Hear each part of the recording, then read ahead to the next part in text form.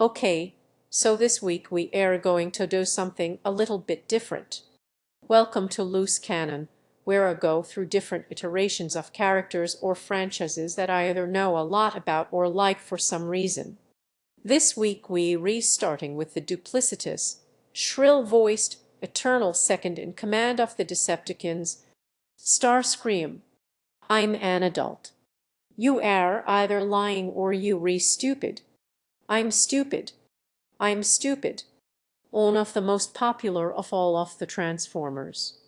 This is not to say that he is the best Transformer by any stretch. That is obviously any of them but Starscream. But he has remained one of the most well-known, in large part because he's one of the very few Transformers that people outside of superfans ever remember. So, today we are going to talk about the many different iterations of Starscream since he was first modeled and painted over 30 years ago.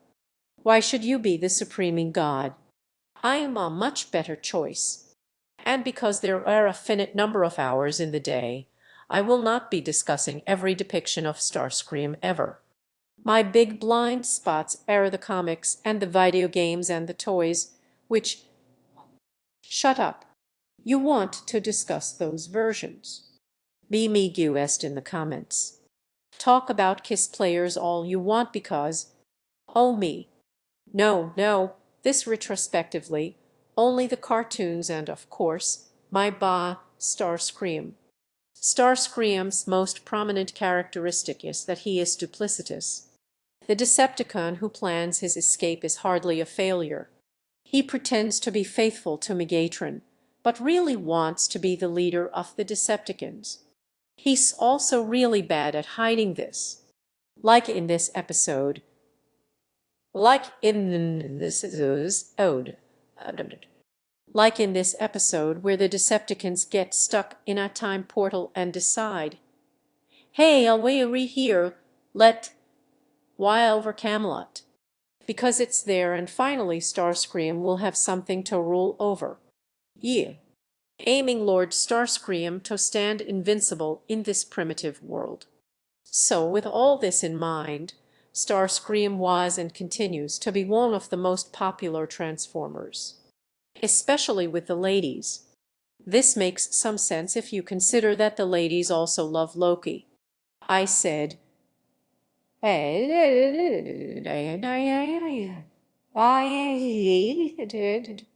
no. Now Megatron, who is the new Decepticon leader. So Starscream is like baby's first Loki. If you into that.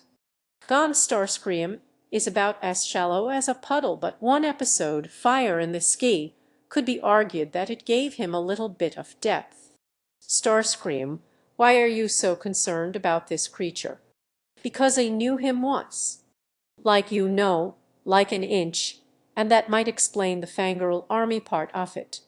We find out that Starscream has something of a pre-war history with this guy Skyfire, and he's also the only person-former in the entire series that he ever remotely seems to be concerned about besides himself. I circled half the globe searching for him. Of course, when Skyfire inevitably defects to the Autobots, Starscream's like, whatever, take that, and then their past and tragic-ish backstory is never spoken of again. Ever. But Skyfire is gone. He want to be forgotten, Spike. Yeah. Thanks for digging him out, Asholes. And here's the wonderful thing about Starscream. For those first 2 seasons that are burned into the stone of eternity, he basically had the dumbest dynamic with his lord and ruler Megatron. Even, for an 80s cartoon. Pretty much every time the nigh indestructible Megatron gets, like a scratch, Starscream saw like, well, he's dead because I'm in charge now. Megatron has fallen. I, Starscream, am now your leader. And then he was fired. Nope. I am now the leader of all Decepticons. And then they killed him. Nope. You disgust me. So one of the great mysteries of the ages is why Megatron even has career backstabber Starscream as his second in command in the first place. Although, if you go into this series expecting anything to make sense, you're probably in the wrong place. Wait a minute. Since when do coasts tumble out of control through space? So then came the movie, called Transformers, the movie. Starscream finally gets to be the leader of the Decepticons after Megatron gets a little not dead, but dead enough, basically, and he gets a fabulous crown and everything, and then is immediately killed, along with basically the rest of the cast. But, unlike the rest of the cast, Starscream came back. A lot. Starscream's host came back and possessed Cyclonus in an episode in Season 3 called Oh, Well, Starscream's Host. Oh, Well, Starscream's Host. We learned that he did indeed have something of the special, as he's the only dead one who ever comes back. And he possesses other Transformers. Twice. Then, 10 years later, we got Beast Wars, and he's back again, in basically the same way. They extended the whole cost thing, and, oh, he's got the special too. Like, he's got this mutant indestructible spark. So, somehow he time travel into the future past, because Beast Wars is weird. So he possesses Waspinator, for one episode, and so now he's like a time-traveling mutant alien robot ghost. Air Commander Starscream of the Decepticon Battle Fleet, which is weird because the last time we see him, because the last time we see whoa, yeah,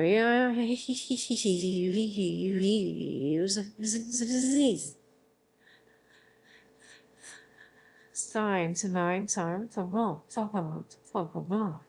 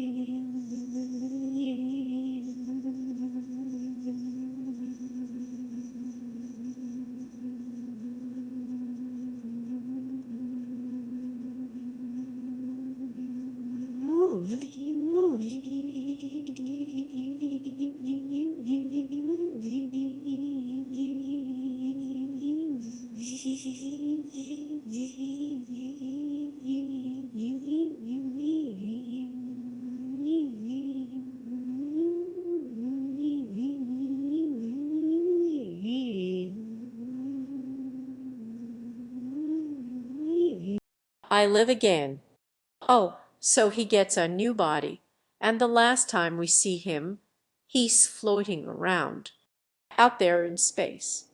Galvatron shot him, but he's still got his body, so he's fine. So the whole Beast Wars thing, so the whole Beast Wars, I don't even know. Sadly, Chris Latta, who voiced the iconic original Starscream, died a couple of years before the Beast Wars version came out. And it's not the best Beast Wars episode by any stretch. But hey, at least it's a pretty good impression. Next, why do the ladies love Starscream? I've heard it's argued that it might be because of Transformers Armada. This is one of the few animated series that was not made on the American side. They did born and raised in Japan, which might explain why they tried to give Starscream some depth, and internal conflict, and a friend, in the form of unreasonably tolerant and accepting an I'm girl of infinite patience and trust and kindness. I am fine, you guys, but I don't think Starscream is. He's an asshole. I just need to try harder. Starscream is disillusioned with Megatron in this version, but instead of wanting to just be the leader of all of the things, he wants Megatron to be. He also kind of wants friends, but he wants Megatron to be, so he spends basically the whole run of the series like, I don't know what I want, I don't know who I am. He's basically the Jesus of this series in that he's for everyone else, which is weird because it's a Starscream. So while one could argue that this version of Starscream is a little more engaging than the others because he's got something of an arc over the course of the series, and I feel like going down that road could have worked, yeah, this is what we ended up with. Leave me alone. Now leave me alone. I want to be left alone now. I want to be left alone. They don't understand what it's like to be a Decepticon. It really doesn't help that his voice sounds like an angsty Krusty the Clown. You can't possibly understand the humiliation that Ivy suffered. Will you just leave me alone? What the hell was that? I don't need your sympathy. Now leave me alone. Leave me alone. Even the Minikins have abandoned me now. Transformers Animated, or as I like to remember it, Transformers Chins. You interrupted me speech. You like chins. We got your chins. So this was the first American animated version of Transformers since Beast Machines, made to coincide with the first live-action movie. We'll get to that.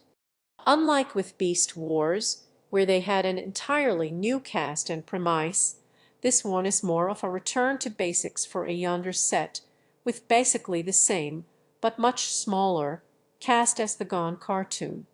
Now let's try this again. This version of Starscream was voiced by Tom Kenny, who would also go on the following year to voice another beloved Transformer. This show, unlike the Gone cartoon, also featured effort, which right off kind of reveals the problem with writing Starscream as his original little shitheel self, and maintaining any kind of internal logic to the show, which this one, tries to. The result is that he's going to do his thing, and inevitably gets booted from the Decepticons almost immediately because he is the way he is, and then he spends the rest of the series trying to take over from the outside. It's either going to be that or have Megatron be an idiot, and we can't have that, he's got to be at least a little threatening. He's not Gargamel. This version of Starscream is also noteworthy for giving us a female version of Starscream. Clone, where the clones represent, like, aspects to his personality. Okay then. All right, now let's talk about the movies. I'd argue that there aren't really characters in the Bay movies. Really, there are events that happen around action set pieces, and occasionally an actor will scream. But we'll make do with what we got. So, this version of Starscream looks like a pointy Dorito on roids. Oh,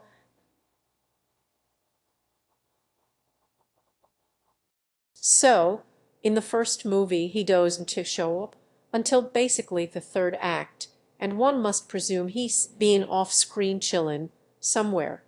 So, when I found out that they cast voice actor Charlie Adler as Starscream, I was like, hey, I know that guy.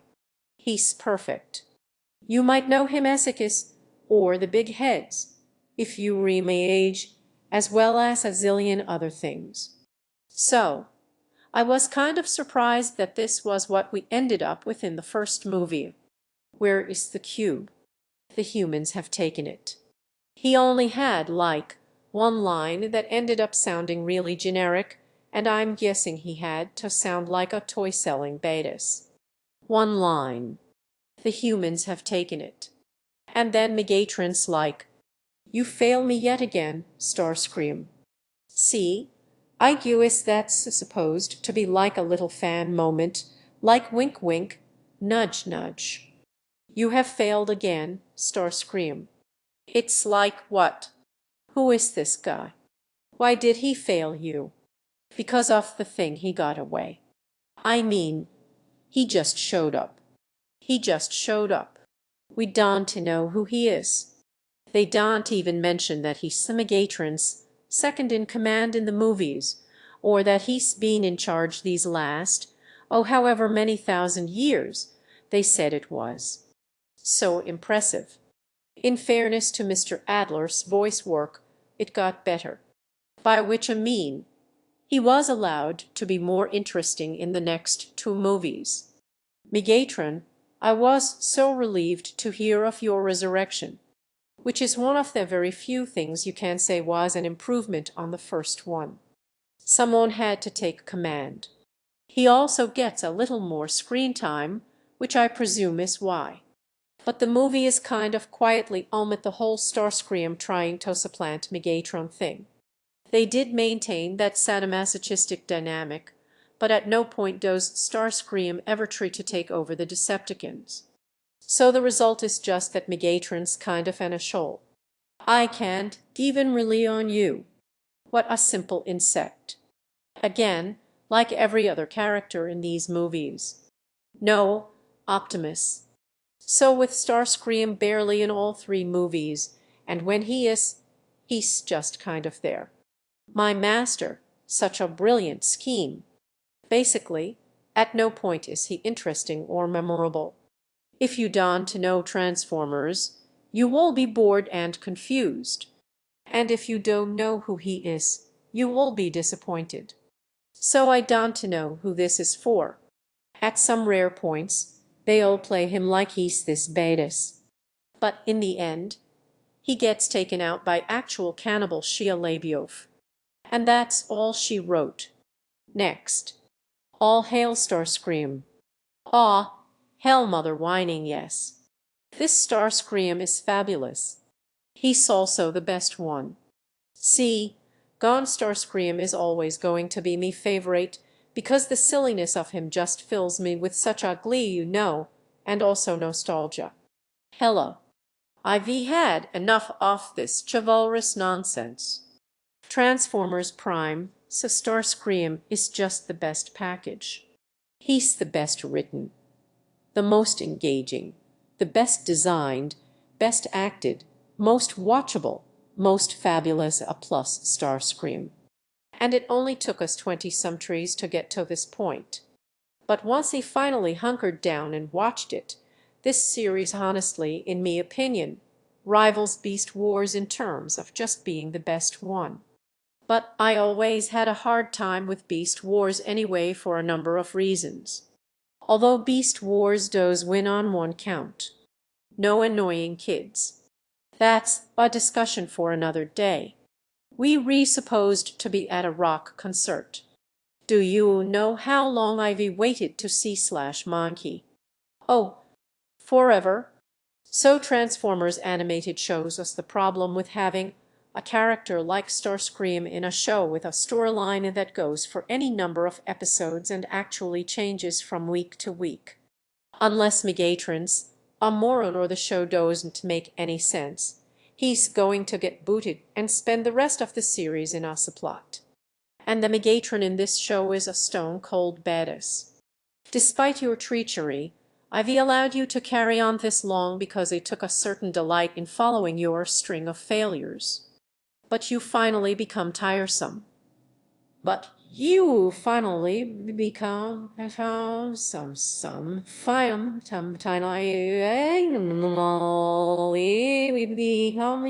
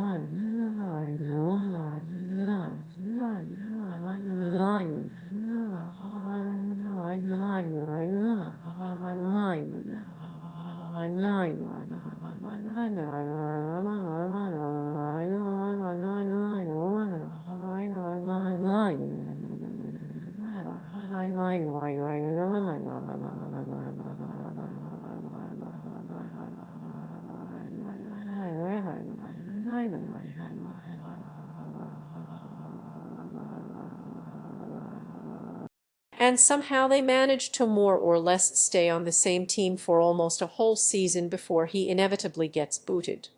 Starscream, aligned with no side. Then he spends a good chunk of the series in Ocelot before eventually rejoining with the Decepticons. He's probably the most competent version of Starscream to date, finally striking a balance of cowardly and kind of badass, and plus he has those fabulous heels. You go, girl. Whoa, you girl. So while I do think it's kind of a stretch to consider the concept fresh at this point, at least they efforted enough to the point where it was actually a pretty good show and a pretty good interpretation of the characters. And for the based on toys thing, which a lot of kids shows air now, I guess that's as good as you can hope for. See, there's this idea that the toys really are carte blanche and the characters don't that matter at all, which I agree with on some level, but not entirely. Not with this franchise. Otherwise, we wouldn't keep seeing the same story over and over. Is the story of the Autobots versus the Decepticons with basically the same characters each time worthy of telling over and over again? Probably not. But that's what we got, and it's all rooted in a deeply, deeply silly 30-year-old cartoon. So to say, all roots, well, what if you're an car, you are you Billy really could be Billy could will probably to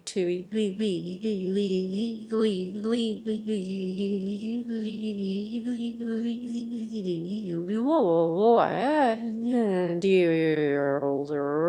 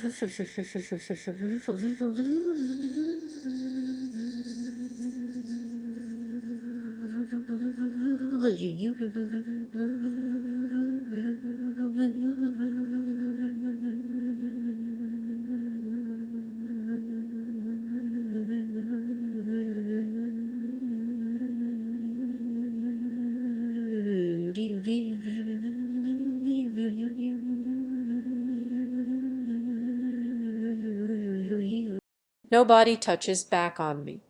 When you watch the original Transformers cartoon in all of its bizarre, cracked-out glory, there is a subtle cleverness to the way that it might have resonated with really young kids, more than other similar series that came later, is the fact that the Transformers' interactions with each other so mirror that of little children.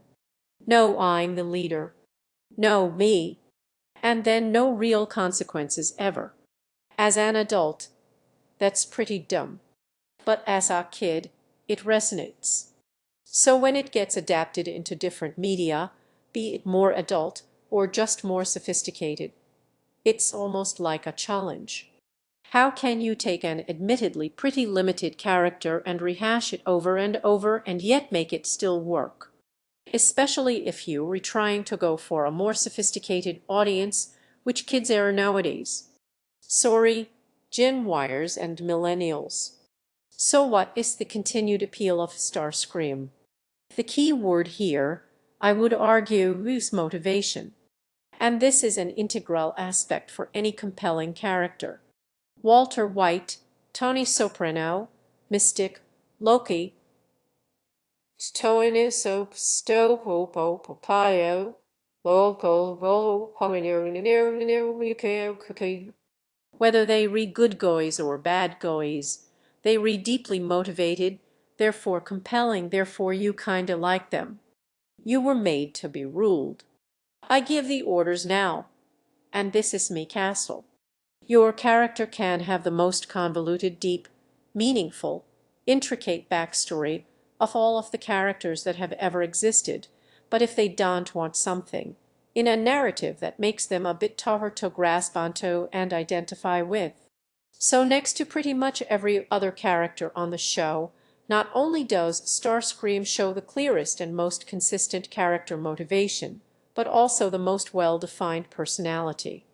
Therefore, as a character, Starscream is probably the most memorable, and adults tend to conflate remembering something with liking something. You all regret that you did not destroy me, Megatron. I shall have me revenge.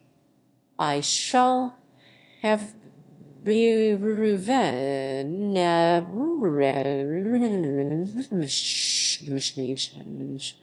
Baby's first Loki. I am stupid. I am stupid.